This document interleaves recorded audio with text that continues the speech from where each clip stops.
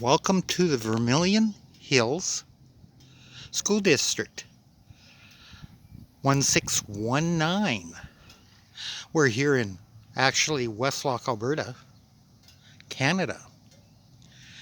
And hey, welcome to the Canadian Motorcycle Show. I'll be your host for every episode, I would believe. It's gonna have motorcycle content throughout Alberta and maybe some other places into BC, Saskatchewan, wherever. And once we're over COVID, who knows where we go. So let me introduce myself. I'm Dave. This is my hometown, Westlock, Alberta, which I moved back to 5 or 6 years ago. I'm 66 years old and retired. Having a blast living here. It's a good little town to live in and retire in. This channel I hope to build not into a monster channel. I never hope for that, but for some interests.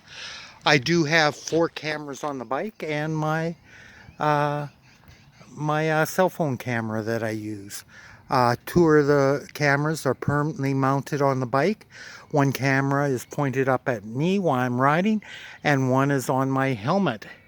And they are Ghost XL drift cameras, the 2 of them that are on my helmet and on the bike. The other one, I forget the name. It's out of China. Good camera, does 4K. The Ghosts do 1080p. And we're going to show you around Alberta, take you into some small towns in the next years to come. Hopefully it's years. Let you learn about the small towns. I'll tell you all about them as we go in this area, and hopefully we go some other places in our travels. I've been riding a bike ever since I was 14 years old. In Alberta, you could ride anything under 100 cc's at 14 years, and I was lucky enough to have a 90 Sport Honda. I believe it was a 1967 model, and I just wore that puppy out. Then I went up to a CB350, a Gutless Wonder Honda. I was a Honda man for many years. Then I bought a 450 Honda CB, and I rode that for a few years. Then I had a 750K, which I threw money at and put all the bags on it. Fairing, radio, blah, blah, blah, bling. And I could have bought a Goldwing for what I spent on that bike, but didn't know it. Good bike, except for the mufflers, which rusted out in about a year and a half. Otherwise, a good solid bike, a little top heavy. Was about the only problem with the bike.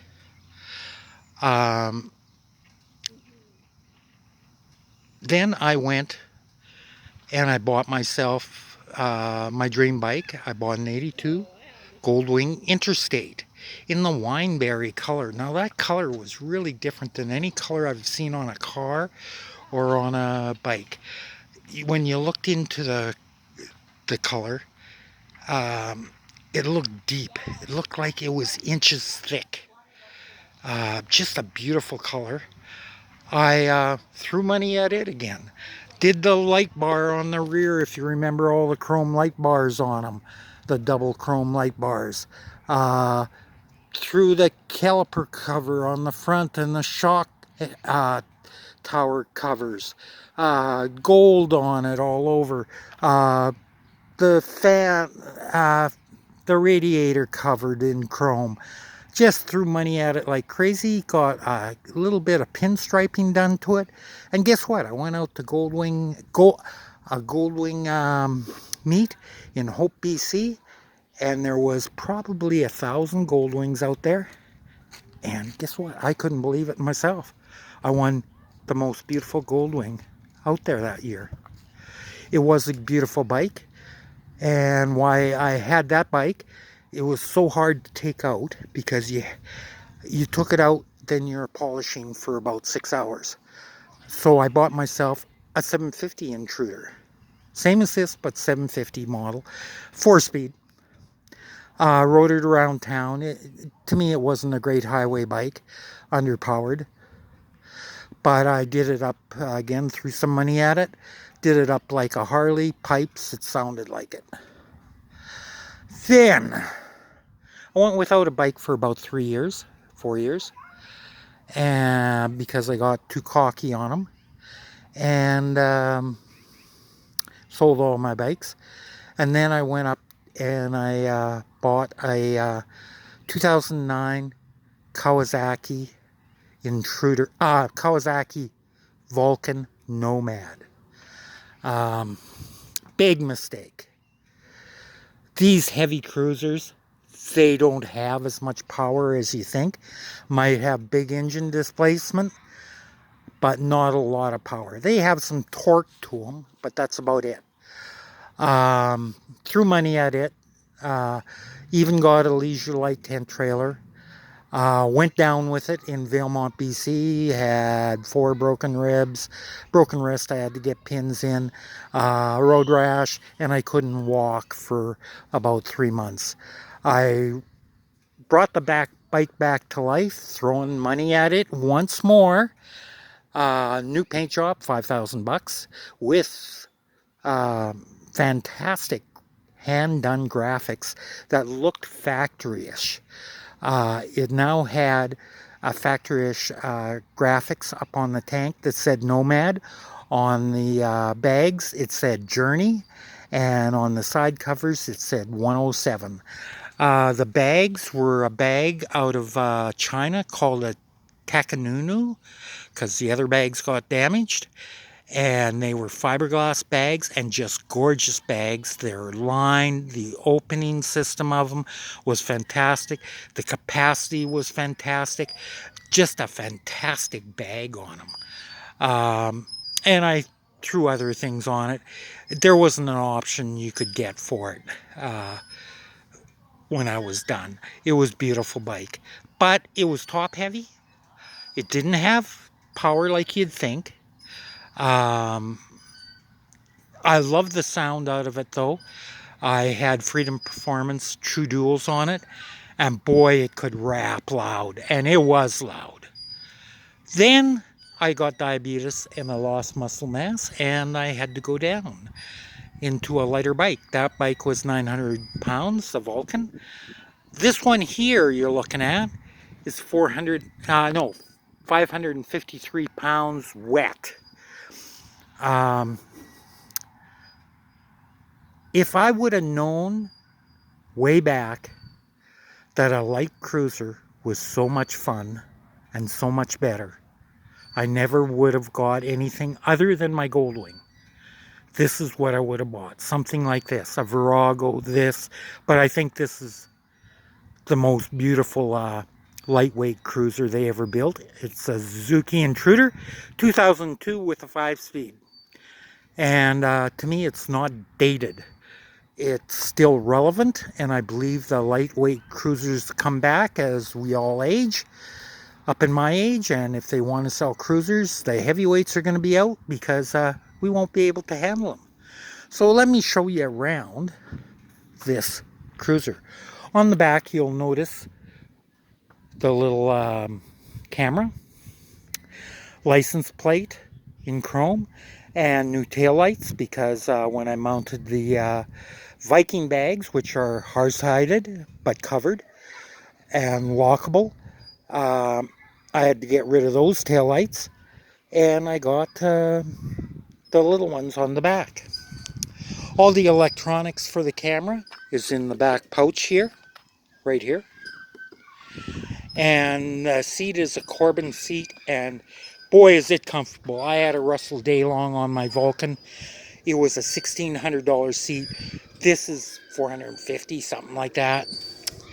And it's just as comfortable as what that Russell Daylong was. I'm shocked. That rise in the seat, that gives you a little bit of a backrest, and I just find it lovely to ride with. My other camera mounts here. These are helmet locks, since I can't get under at them. There's two of them. Back the bags. Real neat little helmet locks. New mirrors. Pouches on the windshield.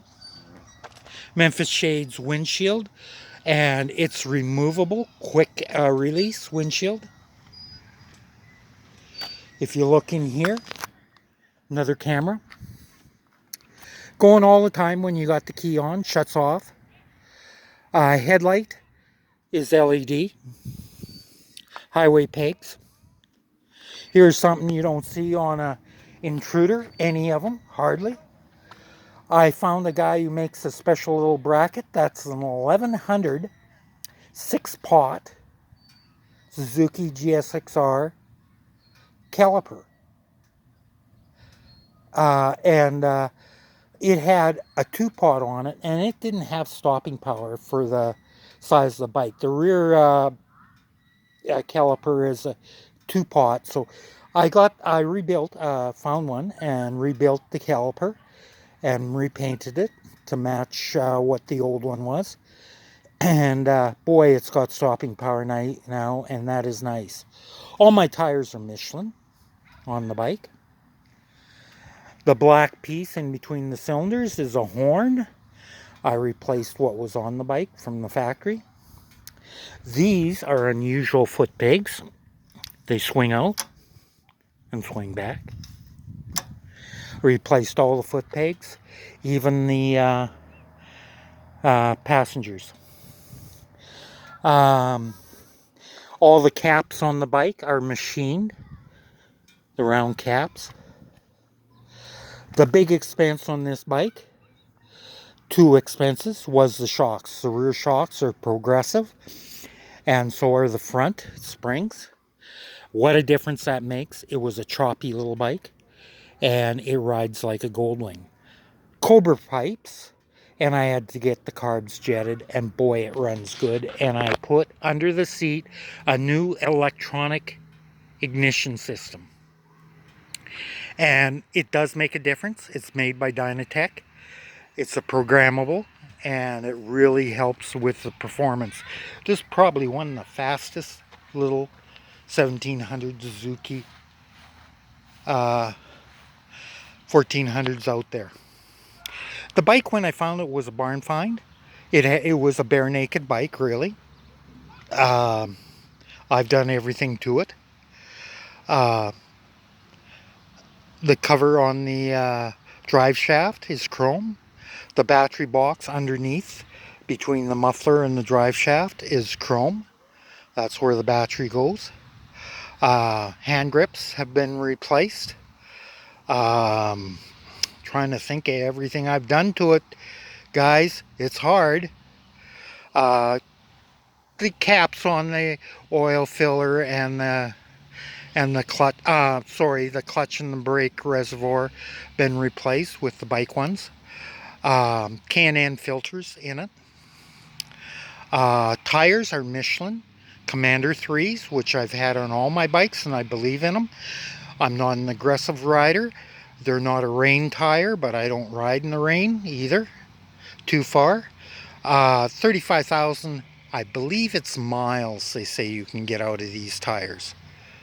Unbelievable. And I have got, on my Commander 2s, I did get up into the 26,000 mile mark with them. Just fantastic tires. The pipes sound good. I like them. We'll give you a little... Oh yeah, and the bra on the tank. Not a mark on this bike. There, we're in neutral. Just hang on, people.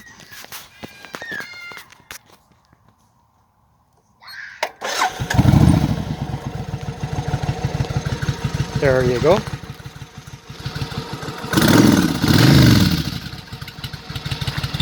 Not a bad sound bike, but doesn't sound as good as what I thought my cow did.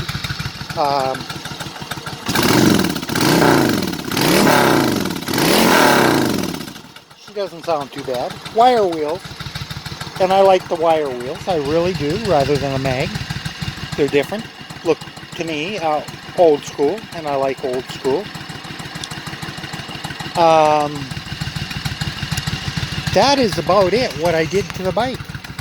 And I can't find an option on eBay to do it up any more than that.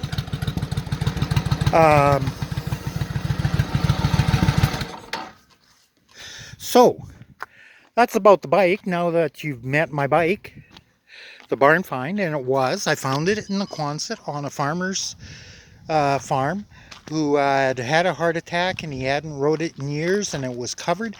And I guarantee you there's no mark on that bike still to this day. There's not a scratch or anything that you can find. It just shines. No rust. Just a very clean bike. I got a very good deal on it. Nobody was coming out to look at it because we was stuck out in nowhere's land, and I went. I seen it in Kijiji, and I just had the feeling it was a mint bike, and it was. I'm happy I bought it. I love the bike. It's fast. 5.2 seconds, I think. 0 to 60. Just over 10, I believe, in the quarter mile. It's not a high-end speed demon. It's fast at low speed. It whacks my 1700 Kawasaki. They rate my Kawasaki not going as fast in the quarter or 0 to 60. So, in the next months, years, like I said, come along with me. Leave comments on the bottom, please. Rate, subscribe. If you're from the Edmonton area or north of Edmonton, hey, let me know and let's go riding one day together. Leave me a message on the bottom and we'll talk and get to know one another and hopefully do some riding together. I'm into that, meeting new people. I've rode all over, I should tell you that. I've been down to Wyoming, South, North Dakota, Montana, Yellowstone, Deadwood, just all through there, all through BC, Alberta, all through Saskatchewan, a lot of Manitoba, southern especially.